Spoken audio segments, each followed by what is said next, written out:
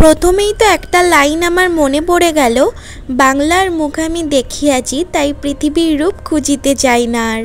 তোমরা অবশ্যই সবাই যারা বাংলা কবিতা পড়েছো তারা এটা জানো। আর এত সুন্দর অপরূপ দৃশ্য দেখতে কারই না ভালো লাগে।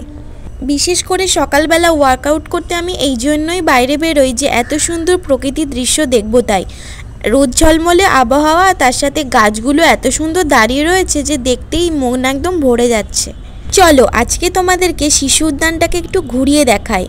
যেদিকেই তাকাবে সেদিকেই শুধু গাছ আর গাছ, তোমরা গাছ ছাড়া অন্য কিছুই আর দেখতে পাবে না। এখানে অনেকটা পরিমাণে বড় জায়গা আর অনেকগুলো গাছ লাগানো, চারিদিকে একটা সুন্দর পুকুরও আছে।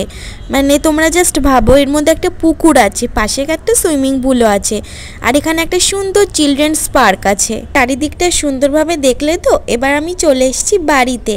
সকাল সকালে আজকে বাড়ি চলে এসেছিলাম, এসে একটুখানি ফ্রেশ হয়ে নিয়েছি ভালো করে, কারণ একটুখানি সোয়েট করি যেহেতু গেঞ্জিটা পরে, ওই জন্য ভালো লাগে না, ওটা খুলে ফেলতেই হয়। আর গরম জলও কিন্তু আমার খাওয়া হয়ে গেছে। গরম জলটা আজকে আমি স্কিপ করে দিয়েছি, মানে তোমাদেরকে দেখালাম না জাস্ট আর, কারণ প্রতিদিনই আমি আমার ভিডিওতে দেখাই। আর তারপরে আজকে আমি সকালে তৈরি করব ব্রেকফাস্ট। এখন আমি একটা স্যালাড তৈরি করব, যেটা কিন্তু আমার ভীষণ ভীষণ ফেভারিট। প্রথমেই আমি সব কিছু ভালোভাবে কেটে রেখেছিলাম আর তারপরে আমি একসাথে মিক্সড করে দিলাম। আমার ইচ্ছা মতন ভেজিটেবলস এখানে নিয়েছি, ফ্রুটস, আর তোমরা তোমাদের ইচ্ছা মতন ভেজিটেবলস নিতে পারো। আর এর মধ্যে আমি একটুখানি চানা মটর দিয়েছি আর একটুখানি ধনে পাতাও আমি দিয়ে দিচ্ছি। এই স্যালাডটা কিন্তু তোমার ওয়েট লসের জন্য একদম পারফেক্ট। তোমরা এটা বাড়িতে বানিয়ে অবশ্যই খেতে পারো। একজন আমাকে বলছিল যে বিধাননগর শিশু উদ্যানটা আর আগের মতন আর নেই। তারা ছোটোবেলায় মায়ের সাথে অনেকেই এখানে ঘুরতে যেত।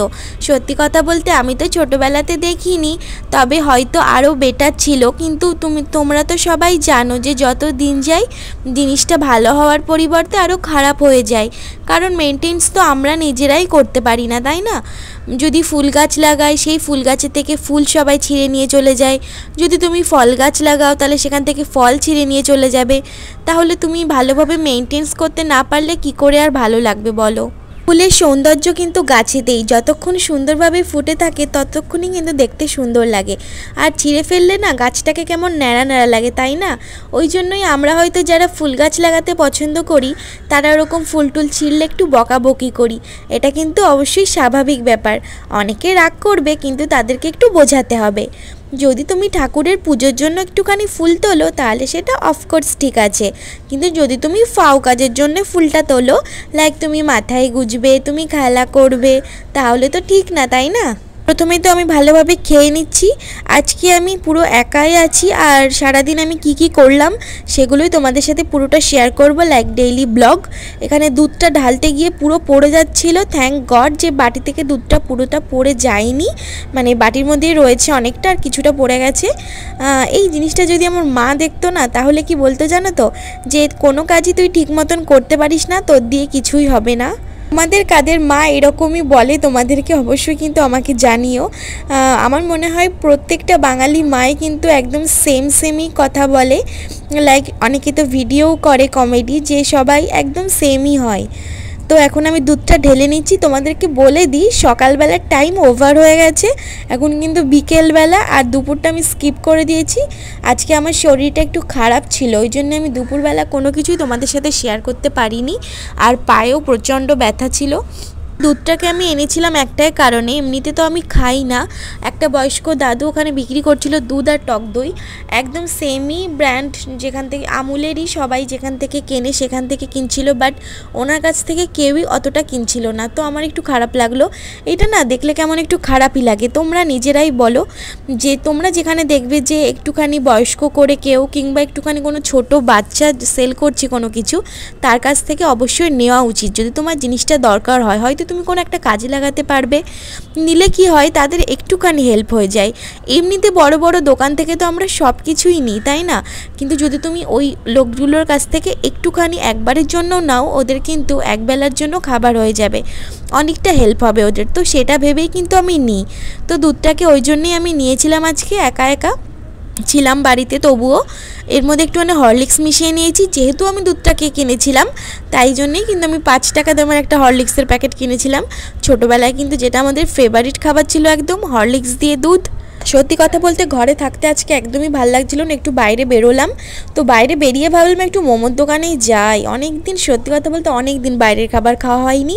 আর এখন আমি একটু বাইরের খাবার কম খাচ্ছি, একটু মোটু হয়ে গেছি তো কিন্তু আজকে ভাবলাম একটু মোমোটা খাই। যদিও এটা ময়দা দিয়ে তৈরি, বাট কি করব, একটু ভালো লাগছিল দেখে, একটু লোভ লেগে গেল।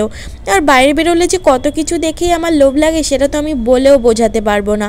লাইক স্ট্রিট ফুড দেখে, যেমন এই ক্লাব কচুরিগুলোর সামনে দেখো ঝুলঝুল করে আমার দিকে তাকিয়ে দেখছে, মানে আমাকে লিটারালি ওরা ডাকছিল যে আয় আমার কাছে আয় প্লিজ, কিন্তু আমিই গেলাম না। মানে অনেক কষ্টে নিজের পা দুটোকে আমি আটকে রাখলাম, আমার পাও মানে সামনের দিকে এগিয়ে যাচ্ছিলো ওগুলোকে খাওয়ার জন্য। যাই হোক, একটুখানি রোগা হতে হবে আগে, তারপরে আমি ওইগুলো সবই খাবো। আপাতত যেহেতু স্টিম দিয়ে মোমোটা তৈরি হচ্ছে, যদিও এটা ময়দার, কিন্তু স্টিম দিয়ে তৈরি হচ্ছে, তো ওই জন্য একটু নিয়ে এলাম। 1 প্লেটই নিয়ে এসেছি। আগে জানো তো আমি 2 প্লেট করে নিয়ে আসতাম, আর সেগুলোকে আমি একা একা খেতাম, এনজয় করতাম আর কি। বাড়ি চলে এসেছি একটা প্লেট নিয়ে, ভালোভাবে সাজিয়ে নিলাম। আর তোমাদেরকে দেখানোর জন্যই কিন্তু উল্টোপাল্টা হয়ে গেল একটুখানি। আর এরা না স্যুপটাও খুব ভালো তৈরি করে। স্ট্রিট ফুড সবগুলোই আমার ভালো লাগে। স্ট্রিট ফুডগুলোই কিন্তু বড় বড় রেস্টুরেন্টের থেকেও আমার বেশি টেস্টি লাগে, কেন জানি না।